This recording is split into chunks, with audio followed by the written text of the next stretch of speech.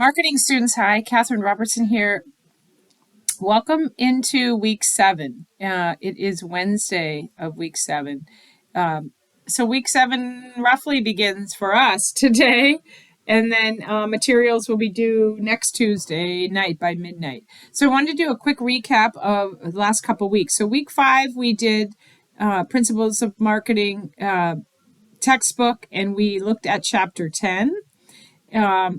And I had you read chapter 10 and review the PowerPoints. In week 6, we tried to get acquainted with the sim game. I gave you a interesting video clip on marketing trends for 2023, and then information about how to try to start the sim game. And I have a lot of you that are actually have figured out how to access and kind of play with the game. Theoretically, if one person from your team can get on to the game successfully, you can all channel through that one person's access, your entire team. So work toward that, considering the fact that I have many students that are operating and kind of looking into the game. I moved all of the stuff from week 6 into week 7, so you don't have to scroll back to week 6. So the instructions and the game, I renamed it just the marketing game, and student information. So if you've already downloaded the game, the marketing game is nothing new. I just renamed it and moved it into week 7. This week, though, we're going to be working on chapter 12, and we are really, starting to think about some more marketing and pricing tips, right? So in week 12, I'm trying to pull up the slides. If you go through week 12, what you will find, or in week 7, chapter 12, which many of you have already started, I see. We will have some homework this week, and you will have until next Tuesday. This really kicks off basically, our unit on the 4 Ps, right? And some of the marketing mix. So this chapter 12, we're going to be talking about pricing different products and different services and how companies do that, right? So there's some examples from the text talking about pricing and how it relates to the overall marketing mix. The 5 critical C's of pricing, a 5-step procedure for establishing pricing policy, some strategies for new products, and, really this idea of price as an indicator of value. And some of you that have had other courses with me, we've talked about value and what that means, how it is related to the quality and the price of a product. So value, when we think of value, right, it's not like, is something on sale, but really it is, okay, what is the quality, overall quality of the product and how it relates to the price. So if the price is good and the quality is good, it's considered a good value, right? If either one of the quality or the price is off, it's an okay value. And if neither the price nor the quality seem favorable to a targeted consumer, then it's not a good value, right? So all of this is somewhat philosophical when we think about it theoretically. A few different items like price gouging, what that means in chapter 12. So you're going to go through, and the 5 critical C's: competition, compatibility, cost, customers, and channels of distribution. So look at the 5 C's and review those, and you'll review those in the slides as well. 5-step procedure for establishing pricing policy. Remember, we're learning about marketing so that you have a better idea of either the company that you might work for or a company that you either have started or might start, right, in the future. Trying to come up with strategies that are useful to you, useful to the company, right? Either whether it's a company you work for or a company that you started. And so thinking about how we determine price in a way that is favorable to us, but also still is attractive to consumers.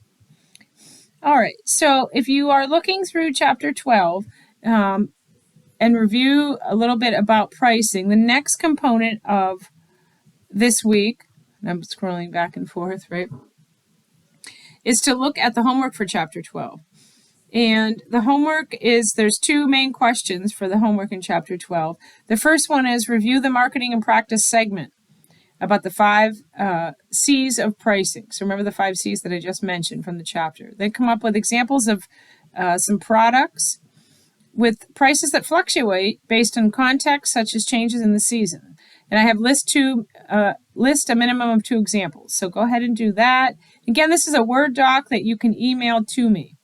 And second, this company, Warby Parker, it's an eyeglass company. Consider the following questions after reading and reviewing about Warby Parker in the Companies with a Conscience section.